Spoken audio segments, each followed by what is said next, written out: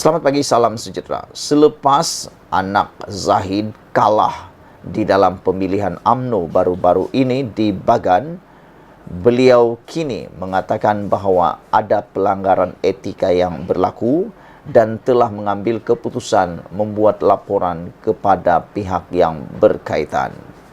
Selepas gagal memenangi kerusi Ketua Wanita UMNO Bagan Datuk, Nurul Hidayah Ahmad Zahid mendakwa wujud pelanggaran etika ketika proses pemilihan yang berlangsung semalam. Dia mendakwa pelanggaran etika itu membabitkan perkara 4, Tata Etika Pemilihan UMNO 2023 berkaitan pengaruh tidak wajar. WhatsApp pada malam pemilihan 10 Mac daripada seorang yang telah dikenal pasti memanipulasi, tipu hela, mendorong dan mengganggu, kata beliau. Perjuangan saya belum lagi tamat. Saya tidak kalah, cuma belum menang, kata beliau. Undi saya 115 daripada 268, yang masih menang 133, 268. Ini sudah dibawa ke Jawatan Kuasa Pemilihan UMNO, katanya dalam satu hantaran di Facebook hari ini. Anak Presiden UMNO itu turut memuat naik tangkap layar dipercayai perbualan berkenan di aplikasi WhatsApp. Antara lain, ia mengandungi ayat berbentuk arahan, meminta supaya perwakilan wanita UMNO di bahagian itu menyokong penyandang Ketua Wanita UMNO Bagan Datuk, Zarot Zatin Isa. Menurut tangkap layar daripada WhatsApp yang diberikan oleh anak Zahid ini, antaranya ialah teruskan undi Zatin sebab tidak ada apa-apa arahan dari Datuk Sri untuk tukar Ketua Wanita bahagian. Kami baru terima arahan dari pentadbiran bahagian memaklumkan untuk terus kekalkan Ketua Wanita sedia ada, kata WhatsApp tersebut. Kalau benar Datuk Sri inginkan pentadbiran yang baharu, sudah pasti Datuk Sri akan maklum pada pentadbiran bahagian. Kalau betul Datuk Sri nak tukar Ketua Wanita baharu, dah tentu Datuk Sri sendiri boleh WhatsApp kat Zatin supaya Zatin bagi laluan, tak perlu Datuk Sri sampaikan pada orang lain, kata WhatsApp ini. Yang uruskan tentang UMNO di bahagian Bagan Datuk ini adalah pentadbiran UMNO bahagian. Kalau ada apa-apa arahan, sudah pasti Datuk Sri akan turunkan arahan kepada pentadbiran bahagian terlebih dahulu, kata WhatsApp ini lagi. Bila pentadbiran bahagian minta wanita terus dengan ketua yang sedia ada, sudah pastilah tiada arahan lain untuk kita laksanakan. Mohon semua ketua wanita teruskan perjuangan sedia ada. Lain macam cara raih undinya seumpama tak ada wakil dari pihak lawan pun, kata mesej ini lagi. Saudara-saudara sekalian, itu adalah tindakan yang dianggap melanggar etika pemilihan UMNO yang dinyatakan oleh Nurul Hidayah. Sementara itu, saingan sengit bagi merebut jawatan Naib Ketua Pemuda UMNO akan ditentukan oleh undi 8 bahagian. Pengerusi Jawatan Kuasa Pemilihan UMNO, Sahri Samad, berkata, kelebihan calon yang mendahului bagi jawatan itu hanya dibezakan 5 undi. Tapi yang tinggal 8 bahagian belum disahkan keputusan. Kita tak tahu 8 bahagian ini ke mana sokong calon mana. Jadi kita tak boleh nak sahkan lagi, kata beliau pada sidang media di Ibu Pejabat UMNO. Hari ini, Ketua Pemuda UMNO Johor, Muhammad Hairi Mad Sah, dilaporkan memenangi jawatan Naib Ketua Pemuda UMNO selepas mengatasi pencabarnya Ikmal Hazlan Ikmal Hisham. Sekian dulu, jangan lupa share video ini. Kita jumpa lagi. Bye-bye. Selamat pagi. Fahaman dana politik, Muhyiddin berubah demi membela diri. Ini satu ulasan, satu kupasan yang luar biasa yang mengaitkan dengan fahaman dana politik berkaitan Muhyiddin yang baru-baru ini telah pun didakwa di mahkamah. Fahaman dana politik Muhyiddin kini berubah demi membela diri.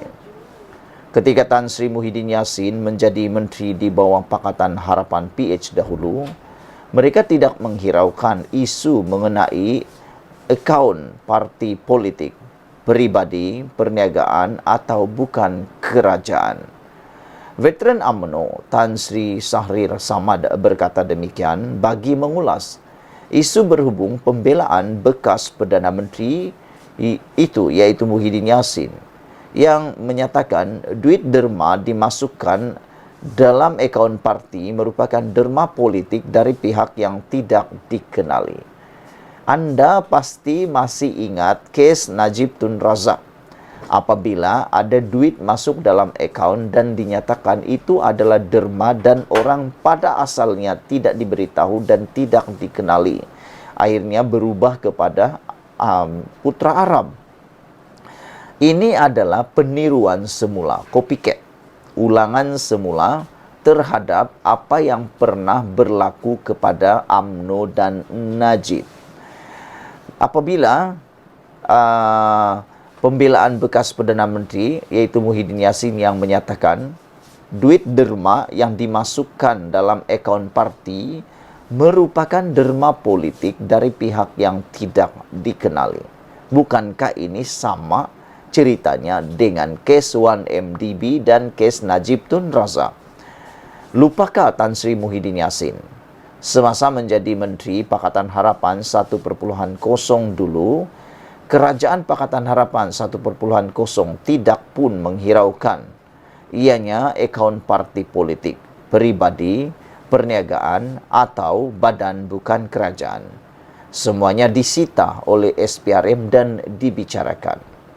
Ketika itu, Kerajaan Pakatan Harapan 1.0 tidak mengiktiraf konsep akaun politik atau derma politik.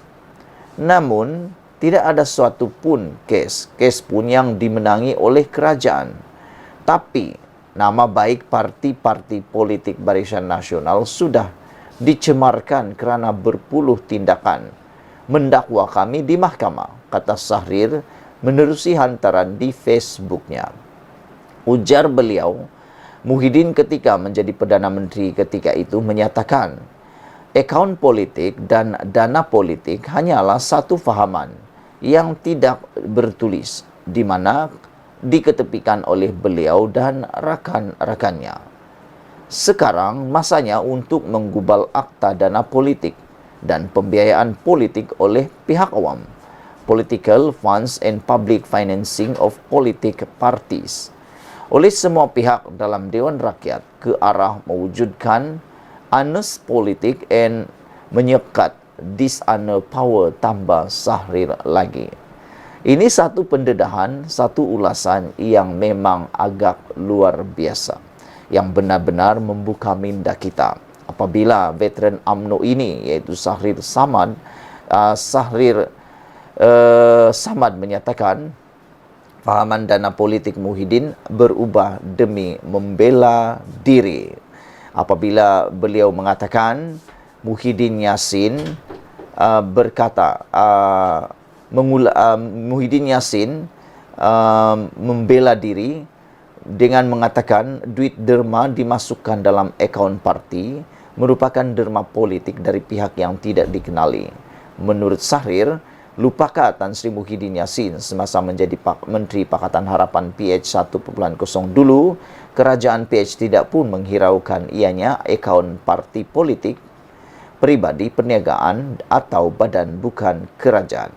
Semuanya disita oleh SPRM dan dibicarakan. Ketika itu, kerajaan PH 1.0 tidak mengiktiraf konsep akaun politik atau derma politik. Namun tidak ada satu kes pun yang dimenangi oleh kerajaan. Tapi nama baik parti-parti politik Barisan Nasional sudah dicemarkan kerana berpuluh tindakan mendakwa kami di mahkamah. Muhyiddin ketika menjadi menteri ketika itu menyatakan akaun politik dan dana politik hanyalah satu fahaman yang tidak bertulis, di mana diketepikan oleh beliau dan rakan-rakannya. Sekarang masanya untuk menggubal akta dana politik, kata Sahrir Samad. Sekian dulu share video ini, kita jumpa lagi. Bye-bye.